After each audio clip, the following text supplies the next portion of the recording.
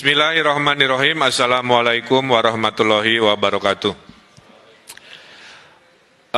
Rekan-rekan media yang kami banggakan, saya bersama Forum Komunikasi Pimpinan Daerah Provinsi Jawa Barat baru saja selesai melakukan video conference dengan 5 kepala daerah, yaitu Bupati Kabupaten Bogor, Wakil Wali Kota Bogor, Wali Kota Depok, Wali Kota Bekasi, dan Bupati Kabupaten Bekasi.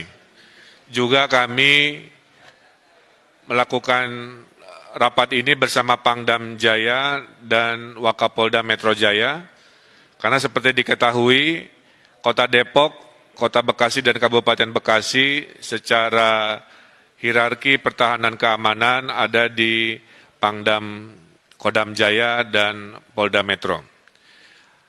Yang pertama ingin saya sampaikan bahwa Menteri Kesehatan sudah mengirimkan surat persetujuan kemarin sore yang menyatakan bahwa 5 wilayah di Provinsi Jawa Barat itu disetujui untuk melaksanakan PSBB, ya, pembatasan sosial berskala besar. Kami koordinasikan dan kami menetapkan bahwa PSBB di 5 wilayah ini akan dimulai di hari Rabu, tanggal 15 ya? Hari Rabu, dini hari tanggal 15 bulan April 2020 ini selama 14 hari. Setelah 14 hari nanti kita evaluasi apakah diteruskan atau dikurangi intensitasnya. Oleh karena itu, kami sudah berkomitmen selama PSBB 14 hari ini, tes masif sebagai metode pelacakan persebaran virus akan kami maksimalkan. Per hari ini sudah 70.000 tes masif dilakukan di Jawa Barat dan akan kami teruskan sampai target 100.000 dan seterusnya sampai target 300.000. Yang menarik dari PSBB di 5 wilayah, ada 2 yang sifatnya kabupaten. Maka kabupaten ini berbeda dengan DKI atau Kota Bogor, Kota Depok, Kota Bekasi, mereka memiliki desa. Sehingga tidak bisa diperlakukan PSBB-nya persis seperti yang wilayah kota, seperti contohnya DKI Jakarta. Oleh karena itu, Kabupaten Bogor dan Kabupaten Bekasi memutuskan PSBB-nya terbagi 2. Di zona merah, kecamatan-kecamatan tertentu, PSBB-nya maksimal. Di non-zona merah, PSBB-nya akan menyesuaikan antara minimal sampai kelas menengah, kira-kira begitu. Khusus untuk Kota Depok, Kota Bekasi, dan Kota Bogor akan melaksanakan istilahnya PSBB maksimal. PSBB maksimal ini salah satunya akan memulai menutup akses ke wilayah-wilayah sekitar di hari Rabu, kemudian juga akan membatasi kegiatan-kegiatan perkantoran, kegiatan-kegiatan komersial, kegiatan-kegiatan kebudayaan, dan kegiatan-kegiatan keagamaan. Kepada mereka yang terdampak oleh COVID, kami kelompokkan ke dalam 2 golongan. Golongan pertama adalah golongan yang terdata oleh pemerintah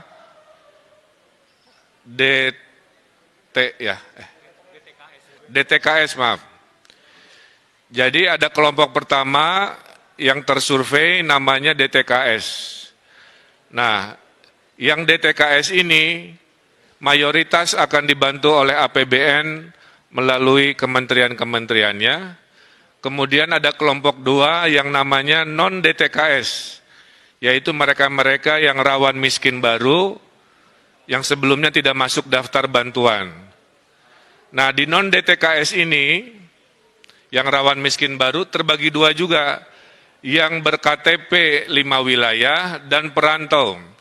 Jadi kepada para perantau di wilayah 5 ini, jangan khawatir, Anda tetap akan juga dibantu oleh pemerintah Jawa Barat dan pemerintah 5 wilayah ini. Anda akan dipersamakan haknya. Selama Anda memang berhak dan butuh bantuan, kami akan bantu.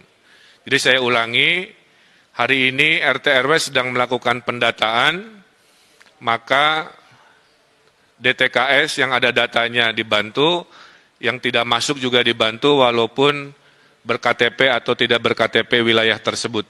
Selama de facto memang bekerja ngekos atau bekerja di situ. Bantuan terhadap Bodebek ini pintunya ada 7.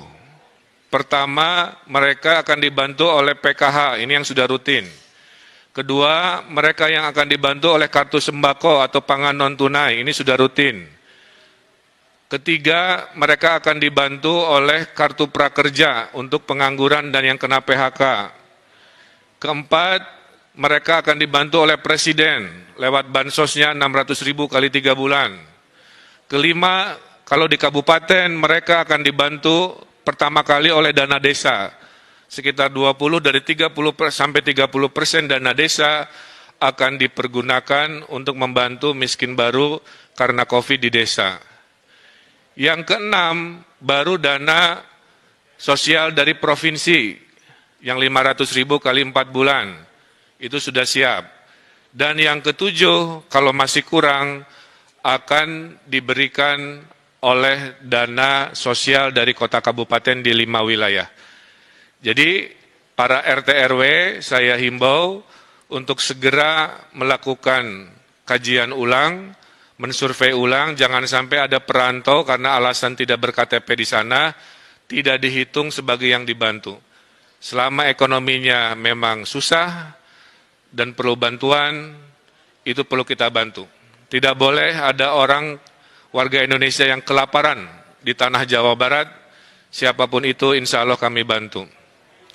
Bantuan itu datangnya bervariasi waktunya. Bantuan dari provinsi insya Allah di hari Rabu Kamis pada saat diberlakukan PSBB, bantuan sembako, logistik, dan tunai sudah bisa dikirimkan di daerah Bodebek. Menyusul seminggu kemudian menurut laporan bantuan dari pemerintah pusat, kira-kira begitu, itu juga akan didistribusikan. Terakhir, dari sisi bantuan, Jawa Barat akan menghadirkan gerakan nasi bungkus, atau disingkat Gasibu, ya, gerakan nasi bungkus Gasibu. Gerakan nasi bungkus ini adalah jika bantuan sosial yang jumlahnya 7, masih ada yang terlewat, ada orang-orang lapar di jalan, di RW-RW, minimal perutnya tidak kosong, akan ada dapur umum di kelurahan-kelurahan di 5 wilayah yang akan membagikan nasi bungkus kepada mereka yang kelaparan. Kami mohon, disinilah sila ketiga persatuan Indonesia kita harapkan, maka kepada mereka yang mampu menyumbang makanan atau nasinya atau apa, silahkan koordinasikan dengan RW masing-masing untuk membantu kesetiakawanan sosial kepada mereka yang mungkin tidak termasuk atau terlewat oleh bantuan formal dari pemerintah. Jadi di Jawa Barat insya Allah dijamin tidak ada mereka yang berkesusahan yang tidak dibantu oleh bantuan pemerintah baik formal maupun non formal. Oleh karena itu kami sudah perintahkan semua RW di Jawa Barat, khususnya di wilayah PSBB ini, untuk mendeklarasikan sebagai RW siaga. RW siaga yang melaporkan mereka yang perlu dibantu, RW siaga yang melaporkan jika ada kedatangan tamu yang perlu diwaspadai, dan RW siaga yang mendata dengan seadil-adilnya data. Nah, terkait sanksi, perbedaan PSBB dengan sebelumnya, sebenarnya hampir sama, bedanya dulu tidak ada sanksi. Dengan adanya PSBB, maka aparat hukum diberi kewenangan memberikan sanksi. Nah, sanksinya kami serahkan kepada wali kota dan bupati, menyesuaikan dengan kebijakan diskresi dari wali kota bupati. Nah, termasuk yang ojol juga tadi, ya, itu diserahkan kebijakannya apakah boleh narik penumpang atau tidak, hanya barang saja itu kita serahkan kepada wali kota dan bupati. Dan kepada pabrik-pabrik yang masih buka, sudah kami arahkan, tolong di SK-kan mana industri-industri yang masuk strategis dan boleh dibuka, dan mana yang harus tutup dulu. Bagi yang akan dibuka, diwajibkan memberikan rasa aman. Jadi pabrik industrinya harus melakukan tes masif juga kepada karyawannya. Setelah tes masif dilakukan, maka bupati, wali kota selama PSBB mengizinkan mereka jika membuktikan tidak ada yang positif di pabrik itu melalui tes masif tersebut, tentu dengan social distancing dan protokol kesehatan. Terakhir dari saya adalah PSBB di Jawa Barat ini akan ada 3 tahap. Tahap pertama adalah wilayah tadi, Depok, Bogor, Bekasi.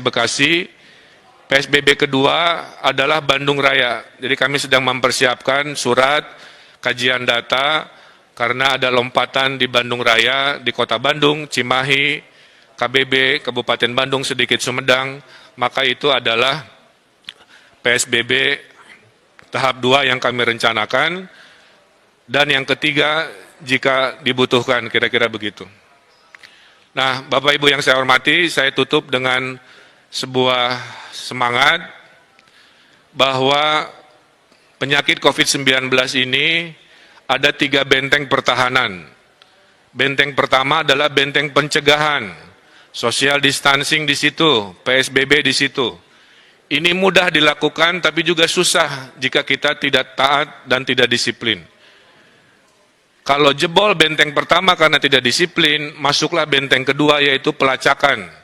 Dengan pelacakan kita tahu di mana klaster-klaster penyebaran virus.